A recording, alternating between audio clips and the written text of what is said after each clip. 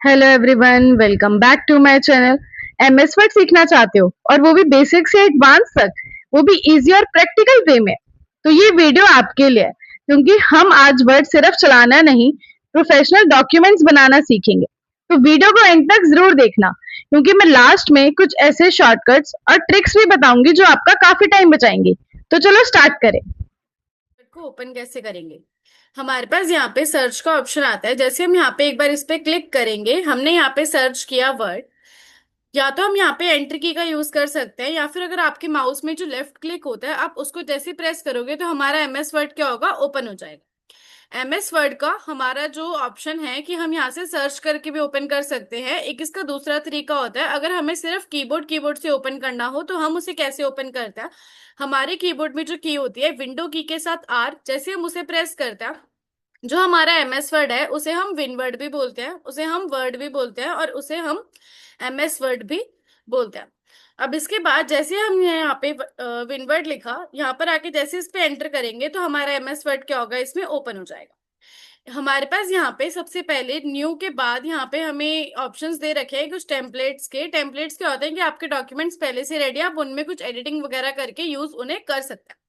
पर अभी हम न्यू सीख रहे हैं तो हम क्या करेंगे, यहाँ पे ब्लैंक डॉक्यूमेंट लेंगे। जैसे ब्लैंक डॉक्यूमेंट पे क्लिक करेंगे तो हमारे पास ऐसा कुछ एक डॉक्यूमेंट करके खुलेगा। और इसमें ना हमारे पास ऑप्शन होते हैं, जो एमएस वर्ड होता है उसका जो बाय डिफॉल्ट पेज होता है वो पोर्ट्रेट होता है। जो हम यहाँ से साइज है सबसे बॉटम के राइट कॉर्नर पे, हम यहाँ से इसको जूम आउट कर सकते हैं। हम इसे जितना छोटा करना चाहे उतना पेज को छोटा कर सकते हैं, और यहाँ से जितना जूम इन करना चाहे उतना हम पेज को जूम इन कर सकते हैं। उसके बाद ऑप्शन आता है हमारे पास जो home, insert, design, layout, references, mailings, ये सारे हमारे टैब है। जैसे कि home tab, insert tab, design tab, layout tab, references, ऐसे। जो फाइल है वो हमारा टैब नहीं है। सबसे पहले हम सीखेंगे कि हम फाइल का यूज क्या होता है। फाइल पे जाएंगे, हमारे पास यहाँ पे ऑप्शन है अभी न्यू का। न्यू पे आएंगे, हमारे पास अभी यहाँ पे दिख रहा है डॉक्यूमेंट 1 करके। अगर मुझे एक और फाइल इसमें ऐड करनी है तो हमारे पास यहाँ पे जैसे न्यू ब्लैंक डॉक्यूमेंट पे एक बार क्लिक करेंगे तो ये डॉक्यूमेंट 2 के नाम से एक और क्या होगा, यहाँ पे ऐड हो जाएगा। नीचे जो हमारा टास्क बार होता है वहां पे भी आप एक बार जाके चेक कर सकते हो, तो डॉक्यूमेंट 1 और डॉक्यूमेंट 2 के नाम से आपको ऐसे फाइल्स दिखेंगी। उसके बाद ऑप्शन आता है हमारे पास यहाँ पे ओपन डॉक्यूमेंट का।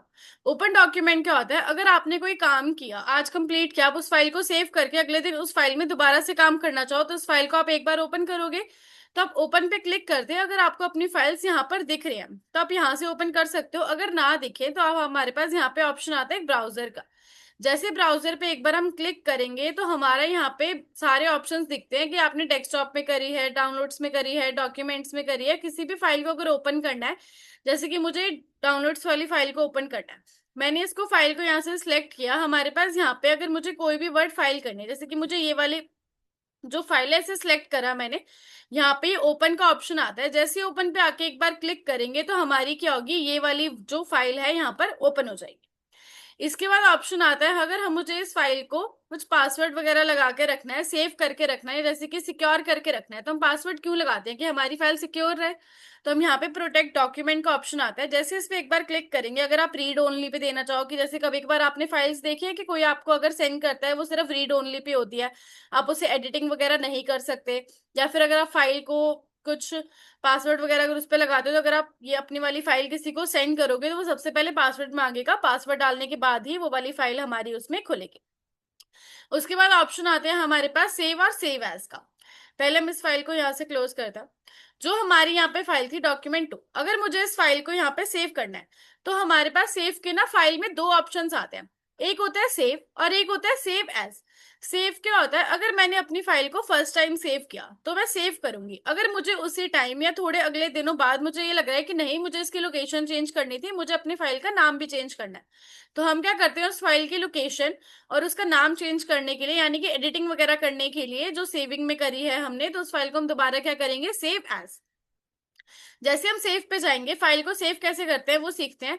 सेव पे हमने क्लिक किया, ये ब्राउजर का ऑप्शन आएगा। जैसे ब्राउजर पे एक बार क्लिक करेंगे, आपको जिस भी लोकेशन में अपनी फाइल सेव करनी है, डेस्कटॉप पे, डाउनलोड्स पे, डॉक्यूमेंट्स में, तो आप उस लोकेशन को सिलेक्ट करोगे।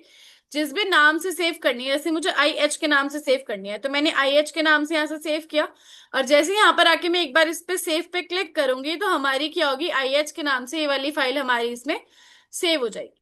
अगर मैं चाहूँ, अभी मैंने डाउनलोड्स के अंदर सेव करा है और IHH के नाम से फाइल मैंने सेव कर दी, पर अगर मुझे ये वाली फाइल डाउनलोड्स की जगह अगर मुझे डॉक्यूमेंट्स के अंदर रखना है और मुझे इसका नाम अपने नाम से सेव करना है या फिर मुझे वर्ड 1 के नाम से सेव करना है, तो मैं क्या करूंगी, फाइल पे दोबारा जाऊंगी, जो सेव एज का ऑप्शन है उस पर क्लिक करेंगे और ब्राउजर पे जाएंगे।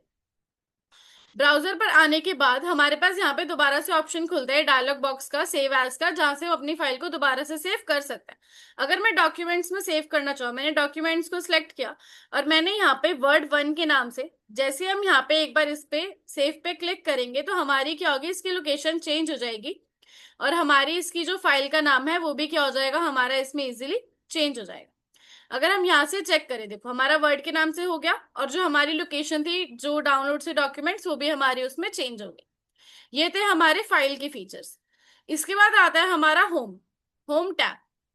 अब इसमें अगर मुझे कुछ ये सारी चीजें अप्लाई करके चेक करनी हो, तो हम क्या करेंगे, अभी मैं आधा घंटा लग के हम इसमें पैराग्राफ्स तो नहीं लिखेंगे, तो हम क्या करेंगे, इसमें शॉर्टकट की का यूज करेंगे जिससे हमारे पैराग्राफ्स ना रैंडमली आ जाएंगे।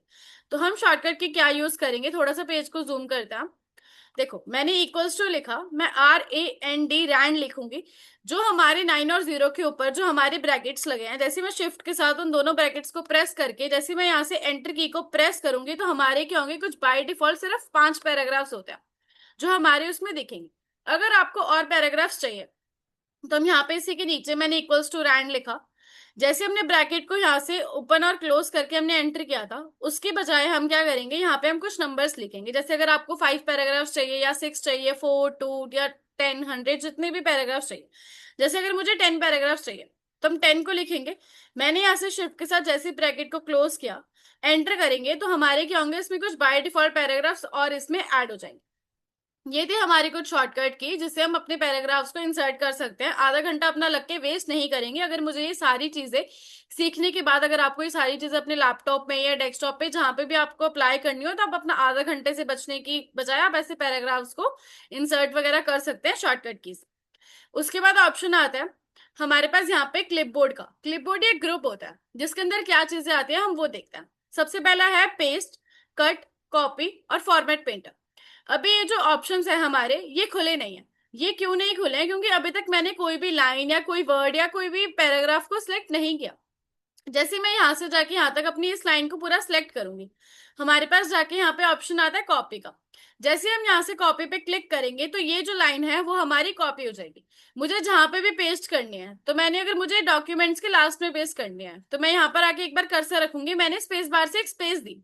अब मुझे पेस्ट करनी है, तो ये जो पेस्ट की शॉर्टकट की है, एक तो Ctrl+V होती है। अगर आपको याद ना हो तो आप इस पे एक बार आके क्लिक करेंगे तो हमारी क्या होगी, वो वाली लाइन पेस्ट हो जाएगी।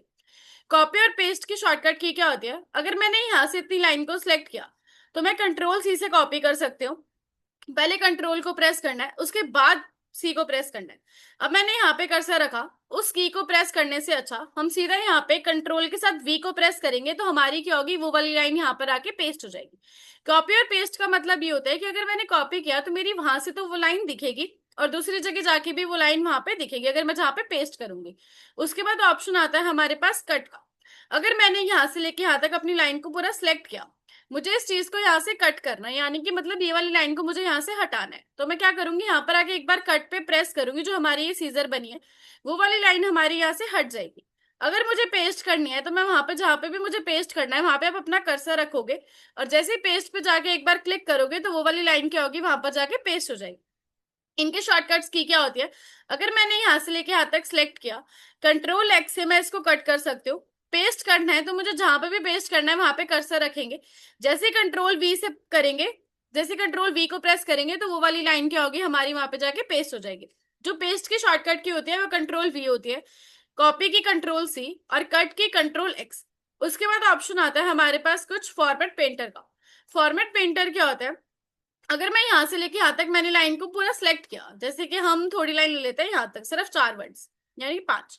अब मैंने इसके ऊपर कुछ फॉर्मेट वगैरह देंगे, तो हमारे पास यहाँ पे कुछ फॉन्ट का ग्रुप है जिसमें हमें कुछ फॉर्मेट वगैरह करने के यहाँ पे ऑप्शंस दे रखे हैं। अब हम इनको गो थ्रू करते हैं। हम जैसे यहाँ पे अगर इस पे क्लिक करने के बाद ऑप्शंस आपको मिले तो उसे हम क्या कहते हैं, ड्रॉप डाउन। जैसे हम ड्रॉप डाउन पे एक बार क्लिक करेंगे, तो अगर मुझे ये वाला फॉन्ट चेंज करना है, फॉन्ट के साथ मुझे फॉन्ट साइज भी चेंज करना है। तो अगर हम फॉन्ट के बाद यहाँ पे हम देखेंगे कि उसी के आगे हमें ऑप्शन मिला है फॉन्ट साइज का। जैसे हम यहाँ पर आके एक बार क्लिक करेंगे तो उतना क्या हो सकता है, हम उस पर जितना भी नंबर आप उस पर क्लिक करते जाओगे तो वो वाला क्या होगा, फॉन्ट साइज उसमें सेट हो जाएगा। अगर आपको मैनुअली टाइप करना है तो यहाँ पे हमारे पास टाइप का भी ऑप्शन है। जैसे आप यहाँ पर आके अगर मुझे इसको करना है 15 पे, तो हमने 15 नंबर लेके एंटर करेंगे तो हमारा उतने नंबर पे सेट हो जाएगा। यही ऑप्शन हमें यहाँ पे फॉन्ट पे भी मिलता है। अगर आपको फॉन्ट कोई याद है तो आप यहाँ पर आके एक बार इस पे क्लिक करेंगे, जो भी आपको फॉन्ट लिखना है तो वो वाला फॉन्ट दिख जाएगा और वहां से जाके फॉन्ट आप इजिली चेंज वगैरह कर सकते हैं। उसके बाद ऑप्शन आता है हमारे पास, यहाँ से हम फॉन्ट इंक्रीज कर सकते हैं और यहाँ से हम फॉन्ट साइज डिक्रीज भी कर सकते हैं। उसके बाद ऑप्शन आता है, अगर मुझे बोल्ड करना है मैं बोल्ड कर सकती हूँ, इटैलिक करना है इटैलिक कर सकते हैं, अंडरलाइन करना है अंडरलाइन कर सकते हैं। उसके बाद मुझे अगर इनका फॉन्ट का जो मैंने कलर करा है, जो मतलब ब्लैक कलर है, by default black black colour ही होता है, बट अगर मुझे कुछ इसके कलर्स वगैरह चेंज करने हैं तो मैं वो भी कर सकती हूँ। यहाँ पे ये फॉन्ट का कलर का ऑप्शन आता है हमारे पास। जैसे इसके ड्रॉप डाउन पे क्लिक करेंगे तो हम इजिली यहाँ पर आके फॉन्ट का कलर चेंज कर सकते हैं।